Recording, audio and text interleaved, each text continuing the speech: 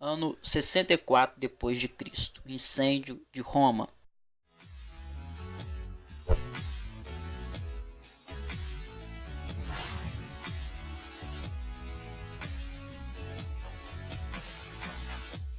Talvez o cristianismo não tivesse se expandido de maneira tão bem-sucedida caso o Império Romano não existisse.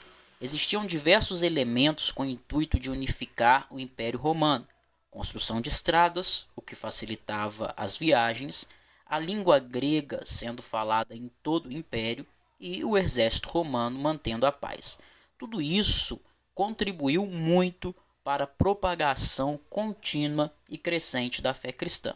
Além do mais, o cristianismo encontrou uma situação extremamente favorável à religiosidade, pois existiam muitas crenças na época, mas algumas religiões foram declaradas ilegais e outras foram oficialmente aceitas, como foi o caso do judaísmo, que gozava de proteção especial desde os dias de Júlio César.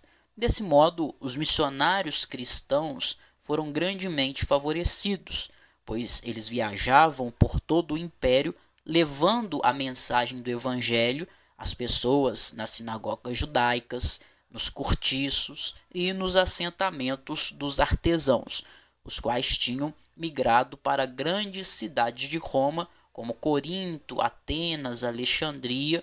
Em função da abertura das estradas, eles migravam para essas cidades e depois iam para outras cidades menores. Roma, o centro do império, atraía pessoas como imã. A Epístola de Romanos, capítulo 1, verso 10, 11 e 12, nos diz que Paulo quis visitar Roma.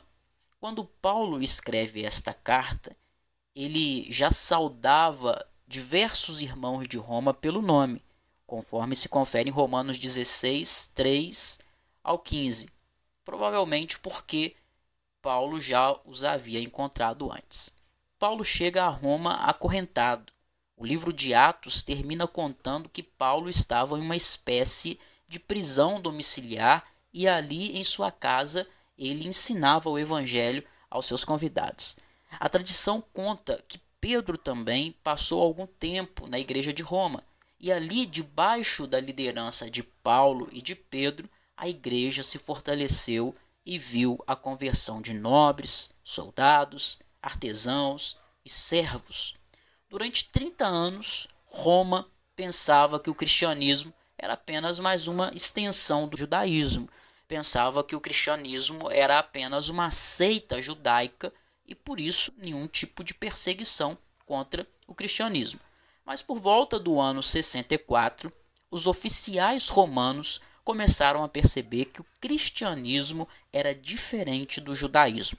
Os judeus se opunham ao cristianismo e o perseguiam. As pessoas, aos poucos, começaram a ver o cristianismo como uma religião ilegal. Roma tinha tantas religiões e essas religiões cultuavam a tantos deuses, mas o cristianismo defendia não o politeísmo, mas o monoteísmo. Sendo assim, ele fala de forma incisiva contra o politeísmo e Roma contra-ataca. O Império contra-ataca. Em 19 de julho de 64, ocorre um incêndio nos cortiços dos trabalhadores que vai durar por 7 dias e muitas pessoas vão morrer. Conta-se que Nero, o imperador de Roma, dedilhava um instrumento musical enquanto as chamas destruíam tudo na cidade. Muitos contemporâneos de Nero vão atribuir a ele a autoria desse incêndio. Logo após o ocorrido, Nero se apodera de uma grande extensão de terra onde ele constrói com valores vultuosos do dinheiro público os assim chamados palácios dourados. O incêndio pode ter sido uma maneira rápida de Nero renovar a paisagem da cidade. Longe de assumir a culpa, o imperador achou um bode expiatório perfeito.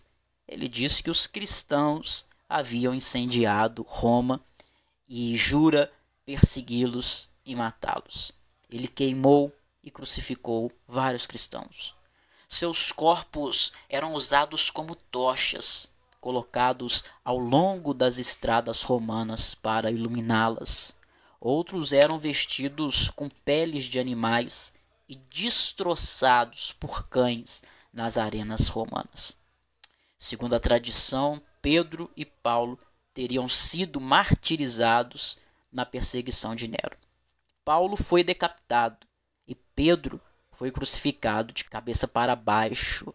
Segundo Tertuliano, que é um escritor cristão do século II, o sangue dos mártires é a semente da igreja.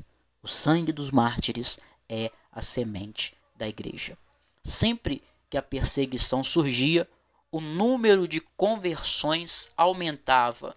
Afinal de contas, ninguém morre por uma mentira. Se aqueles cristãos estavam dispostos a morrer sem negar a Cristo, é porque realmente acreditavam naquilo que pregavam. Em sua primeira carta, Pedro encoraja os cristãos a suportarem o sofrimento, pois haverá para os crentes uma vitória final. Pedro os encoraja a suportar o sofrimento, pois há nos cristãos a confiança não no governo humano, mas no governo de Deus, que seria estabelecido em Cristo. 1 Pedro, capítulo 5, verso 8 a 11.